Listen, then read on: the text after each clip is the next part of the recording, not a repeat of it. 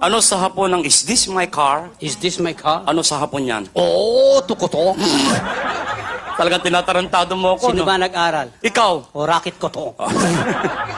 Isa pang English gagawing hapon. Sure. Serious na. Serious. Ano sa hapon ng is this your noodles? Is this your noodles? Ano sa hapon yan? Mickey Moto?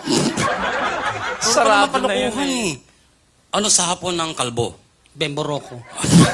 Artista yun eh. Sa tatong inihalo sa Tagalog yun. Sa mga hayop naman tayo. Sa hayo. Ano ang baboy sa hapon? Baboy? Yan. Kamukha mo. Sige, tumawa kayo. Tataba din kayo, kala nyo. Anong baboy sa hapon? Kamukha mo. Eh, gwapo. O, kamukha ko. Buiset! Sa French tayo. Masalo ko sanay. Ingat ka, may mga foreign job, baka makaintindihan tayo. Filipinos are born intellectual. No problem with that. Okay. Ano sa French ang